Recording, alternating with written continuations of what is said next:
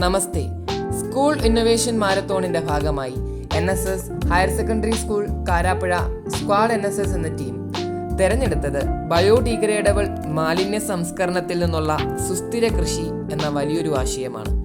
ഇതിന്റെ ഭാഗമായി സ്കൂളിൽ ഭക്ഷണശാലയിൽ വരുന്ന പച്ചക്കറിയുടെ അവശിഷ്ടങ്ങൾ, സ്കൂൾ പരിസരത്തെ കരികിലകൾ, മറ്റ് ജൈവ വേസ്റ്റുകൾ എന്നിവ കമ്പോസ്റ്റ് തയ്യാറാക്കാനായി ശേഖരിക്കും.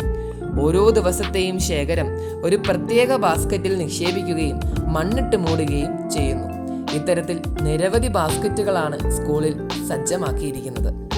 കഴിഞ്ഞ വർഷം കേവലം ഒരു പരീക്ഷണാടിസ്ഥാനത്തിൽ മാത്രം ആരംഭിച്ച ഈ പദ്ധതി അതിൻ്റെ 100 മേനി വിജയത്തിൻ്റെ മധുരം നുണഞ്ഞ് അടുത്ത വർഷവും കൂടുതൽ ശക്തിയോടും ആർജവത്തോടും കൂടി നടപ്പാക്കുവാൻ സദാ സജ്ജരായിരിക്കുകയാണ് സ്കൂളിലെ അധ്യാപകരും വിദ്യാർത്ഥികളും. ഈ കമ്പോസ്റ്റ് രീതിയിലൂടെ ഏറെ മൂലക ഗുണങ്ങളുള്ള വളങ്ങളാണ് സ്കൂളിൽ തയ്യാറാക്കപ്പെടുന്നത്. ഇവ സ്കൂളിൻ്റെ കൃഷി മേഖലയെ ഏറെ സഹായിക്കുന്നു.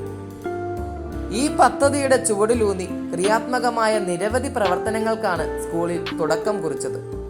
കേരള സർക്കാരിൻ്റെ തദ്ദേശ വകുപ്പിൻ്റെ കീഴിലുള്ള സ്നേഹാരാമം എന്ന പദ്ധതി സ്കൂളിൽ വളരെ വിജയകരമായി മുന്നോട്ട് പോകുന്നത് ഈ കമ്പോസ്റ്റ് രീതിയുടെ പിന്തുണ കൂടി ഉള്ളതുകൊണ്ടാണ്.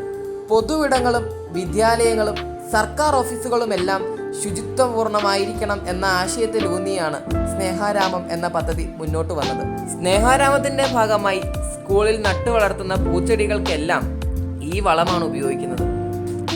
ഓണവിപണിയെ ലക്ഷ്യമാക്കി സ്കൂളിൽ ബന്ദിപ്പൂ കൃഷി ആരംഭിച്ചെങ്കിലും കാലം തെറ്റി പെയ്ത മഴയും കാലാവസ്ഥാ വ്യതിയാനവും ബന്ദിപ്പൂ കൃഷിയെ പ്രതികൂലമായി ബാധിച്ചു. അതിനാൽ തന്നെ വളരെ കുറച്ച് ബന്ദിപ്പൂക്കൾ മാത്രമേ ഈ വർഷം ലഭിച്ചുള്ളൂ. സ്നേഹാരാമം പദ്ധതിക്ക് മാത്രമല്ല, സ്കൂളിലെ മിഡ് ഡേ മീൽ സ്കീമിനും ഈ കമ്പോസ്റ്റ് രീതി വലിയ പിന്തുണയാണ് നൽകുന്നത്. സ്കൂൾ കുട്ടികൾക്ക് നൽകുന്ന ഉച്ചഭക്ഷണം വിഷമുക്തമാകണം എന്ന സ്കൂളിൻ്റെ കാഴ്ചപ്പാടിന് വലിയ പിന്തുണയാണ് ഈ കമ്പോസ്റ്റ് രീതി നൽകുന്നത്. ഈ ജൈവ കമ്പോസ്റ്റ് രീതിയിലൂടെ ലഭിക്കുന്ന വളങ്ങളാണ് സ്കൂളിലെ കുട്ടികൾക്ക് ഉച്ചഭക്ഷണം നൽകുന്നതിന് ലക്ഷ്യമിട്ട് നടത്തിയിട്ടുള്ള പച്ചക്കറികൾക്ക് ഉപയോഗിക്കുന്നത്. അതിനാൽ തന്നെ യാതൊരു വിഷവും കലരാത്ത തികച്ചും ജൈവ രീതിയിൽ കൃഷി ചെയ്ത പച്ചക്കറി വിളകളാണ് ഉച്ചഭക്ഷണത്തിനായി ഉപയോഗിക്കുന്നത്.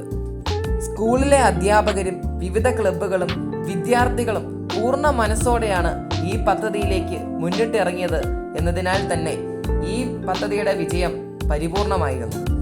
മറ്റ് സംസ്ഥാനങ്ങളിൽ നിന്ന് വരുന്ന വിഷലിപ്തമായ പച്ചക്കറികൾക്ക് തടയിടുന്നതിനും നമ്മുടെ കുടുംബങ്ങളിൽ ഉണ്ടാകുന്ന ജൈവ വേസ്റ്റുകളുടെ നിർമ്മാർജ്ജനത്തിനും ഈ ഒരൊറ്റ കമ്പോസ്റ്റ് രീതിയാണ് പോംവഴി.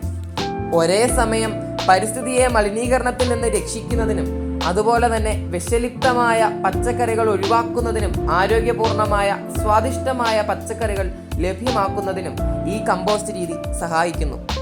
ക്രിയാത്മകവും ഏറെ അനിവാര്യവുമായ ഈ പദ്ധതി സർക്കാർ ഏറ്റെടുക്കണമെന്നാണ് ഞങ്ങളുടെ സ്കൂളിന് പറയാനുള്ളത്. ഈ പദ്ധതി അതിൻ്റെ എല്ലാ ഉദ്ദേശ്യ ലക്ഷ്യ സാക്ഷാത്കാരത്തിലൂന്നി മുന്നോട്ട് പോവുക തന്നെ ചെയ്യും. സജാസജ്ജരായ വിദ്യാർത്ഥികളും അധ്യാപകരും ഉള്ളപ്പോൾ. നന്ദി, നമസ്കാരം.